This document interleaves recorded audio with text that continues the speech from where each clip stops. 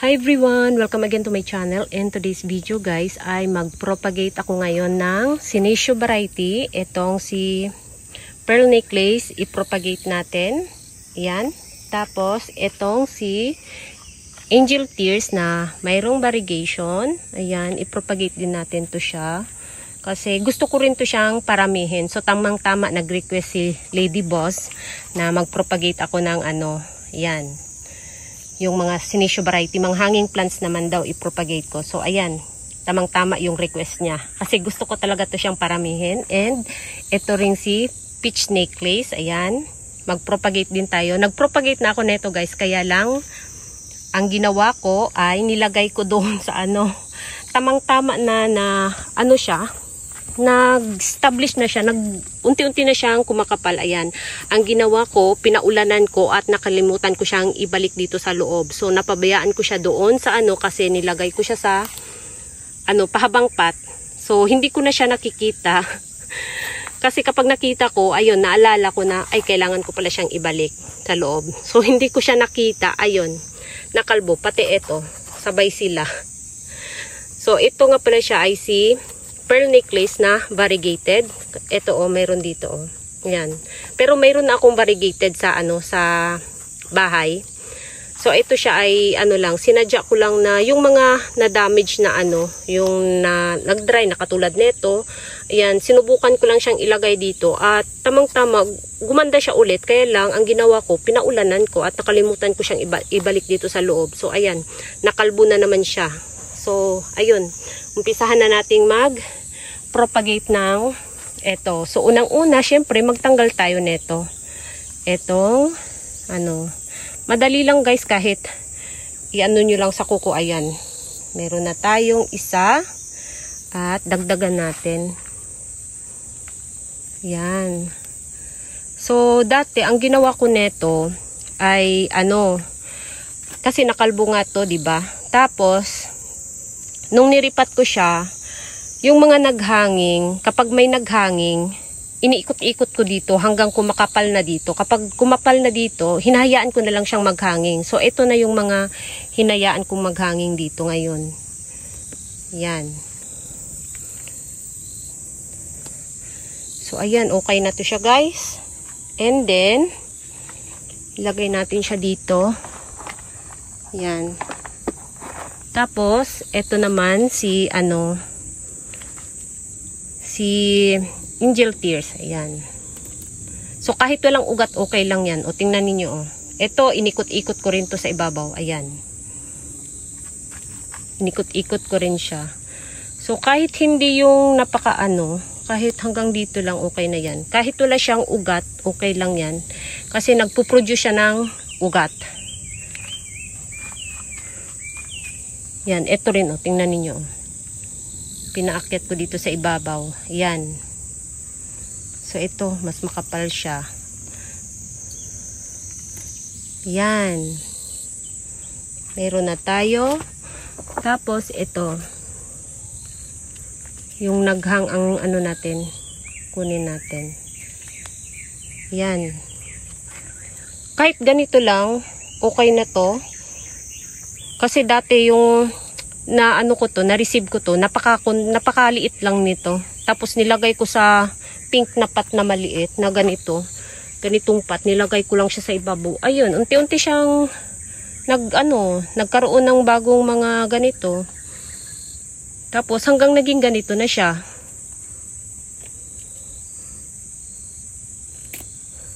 Yan.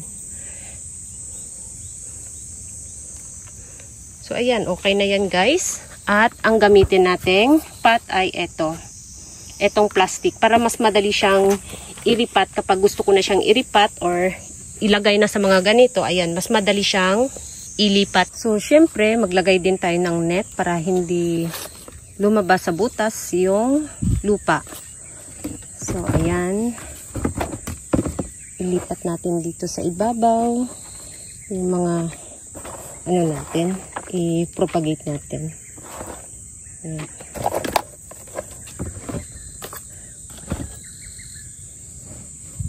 Ang ginamit ko nga pala ditong potting mix ay yung ginamit ko rin sa mga echeveria ko. yung mga ganito. Ayan, the same lang sila ng potting mix. Hindi ko na binago yung potting mix ko. Dati kasi binabago ko, depende sa succulents. Pero ngayon hindi ko na binabago kasi nga parang ano ko na, nababasa ko na kung paano sila diligan at paano sila i-control kung alin yung dapat kong diligan at hindi. So lahat ng mga succulents ko ay the same na lang sila ng potting mix. Yan, hindi ko na binabago para hindi ako malito. And yan.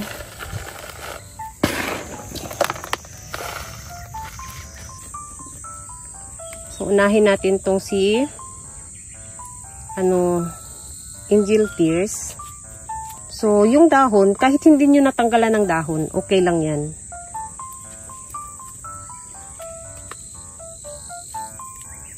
So di ba may dito, may parang palabas na ugat dito banda. So mas maganda yung is mas malapit siya sa lupa. Ayan. Ganyan lang.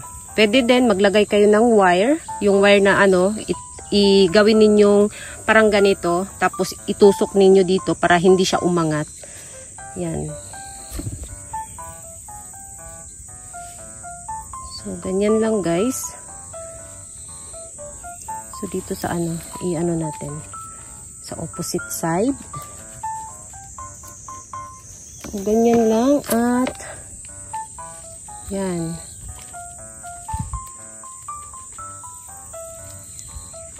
So, pwede ninyong tabunan yung stem niya. Basta wag lang ninyong tabunan ito. Yung ganito. Yan. So, pwede ninyong tabunan pero wag naman sobrang maraming yung sobrang daming lupa. Ganito okay na yan. Yan. Tapos, ito namang si peach necklace. Yan. Tanggalin natin yung mga bulaklak. Ilisin na natin. Para hindi hindi mag-consume ng energy. Yan. Habang wala pa siyang ugat, ayan.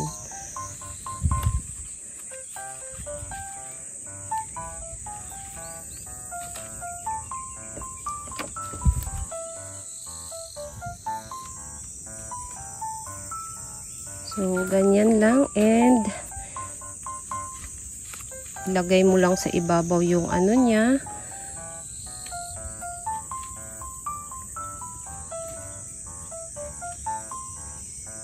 Ito, may ugat siya dito. May bago siyang ugat.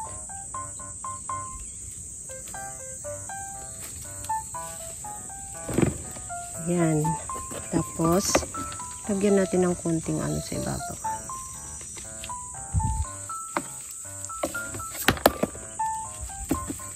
So, ganyan lang guys. And, pangatlo, ito namang si pearl necklace. Yan.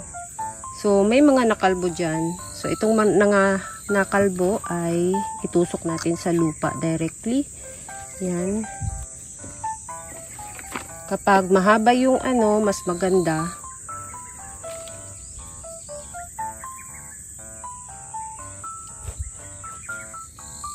Yan, okay lang yan. Tapos, ikot-ikutin lang natin dito sa ibabaw.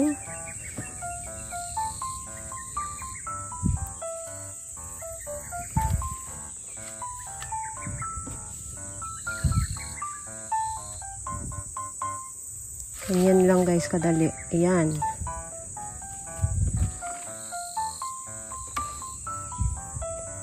So, ganyan lang yung ginagawa ko pag nagtanim ako ng pearl necklace. Medyo maano siya. Parang dumidikit. Ano ba yun? Dumidikit sa balat. Sa kamay.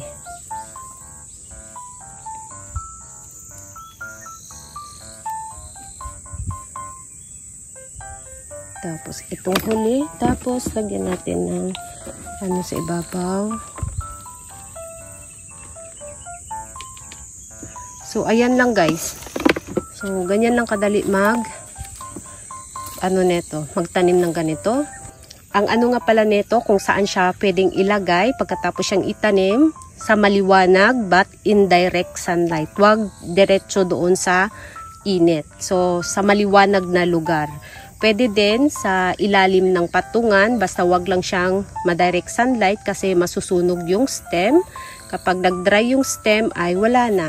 Nag-goodbye na siya. So hanggat maaari ilagay ninyo siya sa indirect sunlight, sa maliwanag na lugar. Yan.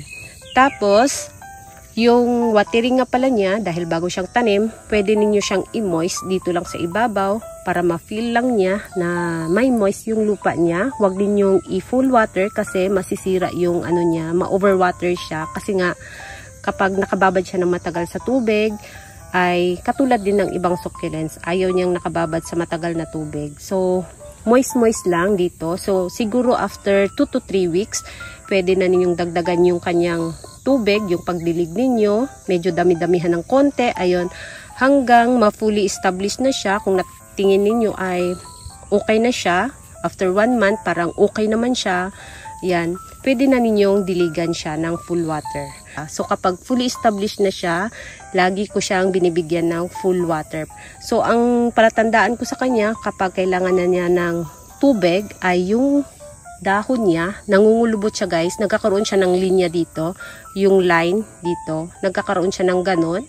So, yun yung palatandaan ko na kailangan na niya ng tubig. So, yun yung time na diligan ko siya. Pero kapag bago-bago pa lang yung pagtanim ko, hindi ko siya full water para maiwasang masira yung ano niya, kasi nagmamashi din to siya.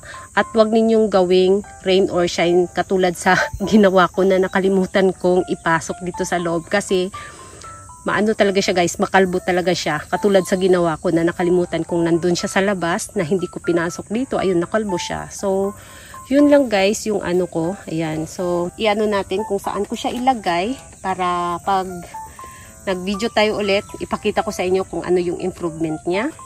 Ayan, sa ilalim. So, dito guys, maliwanag dito. Sa ilalim.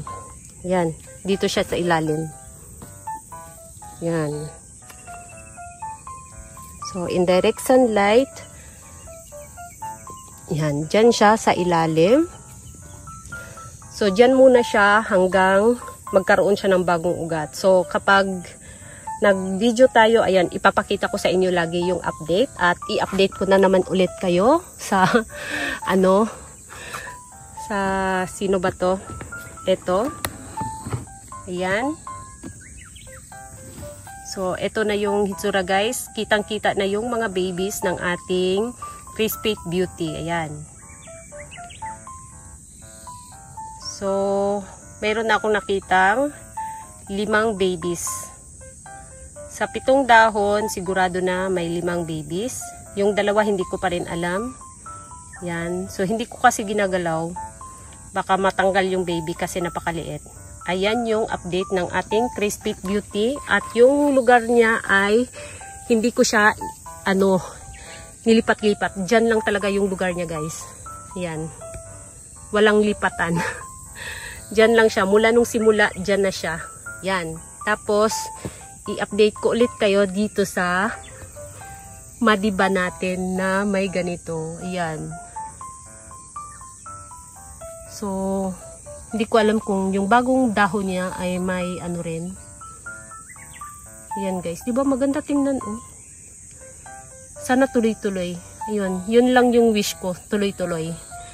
So ito, yung bagong dahon ay parang walang lumabas. So ito naman may konting katulad neto. Yung ganito. May konti. Ito dito. Ayan. Dito rin oh. Ayan. Napaka-konti lang. At yung dalawa ay wala. Wala siyang mga kahit ano. Plain lang yung dahon. Yung itong dalawa. Yan. So, yun guys. Yung ano niya. So, tingnan natin yung isang madiba ko na nilagay ko dito direct sa ground. Nandito siya. Ayan. Mayroong maliit na bump. Yan. Malaki na rin siya. At yung dahon niya ay unti-unti na rin lumalaki at gumaganda. Hindi na siya ano guys, yung tulad dati na parang ano ba yun? Yung gitnang rosette niya parang lumiit. Ayan, parang ano ba yun? Ayaw lumabas. Ayan. So ngayon, unti-unti na siyang lumalaki at yung bump niya ay yun, 2 pa rin. Hindi yata nagkaroon ng bagong bump yung ibang dahon. So ayan, malaki na rin siya. Ganyan na siya kalaki. Yan, malaki na siya dito guys. At ang tigas. Yan, ang tigas ng ano. So, mayroon ako ditong rubinate lace. Kasi pinaulanan ko, ayan, medyo nasira yung dahon. May mga nabulok na dahon, ayan. So, itong si rubinate lace, ganun rin yung ginawa ko. Kung ano yung ginawa ko sa tatlong pinropagate natin, ganun din yung ginawa ko dito. Ayan. Ito ang pinaka mas mabilis na i-propagate. Ilagay mo lang sa ibabaw. Tapos, mapansin mo naman siya kung kailangan niya ng tubig. Ito, ganito yung hitsura, Ganito yung hitsura ng mga dahon nila kapag kailangan nila ng tubig. Nagkakaroon ng linya. Yung ganito, Yan. So, ayun, full water mo lang siya. Tapos, yan, tataba siya ulit. Yan. So, ang ginamit ko nga pala ditong lupa ay yung nabulok na ipa. Nabulok na ipa. Yung ginamit ko dito na lupa at hinaluan ko ng gardening soil. Yun yung ginamit ko dito na lupa. Dahil mas marami yung ipa, ang bilis niyang matuyo. Yun. So, yun lang guys yung ating propagation for today. Ayan, thank you so much for watching and please don't forget to subscribe and like to my channel. Sa hindi pa nakapag-subscribe, please subscribe my channel at i-click nyo na rin ang bell button para ma-update kayo pag nag-upload ako ng bagong video. Thank you so much for watching and see you in my next video. Bye-bye!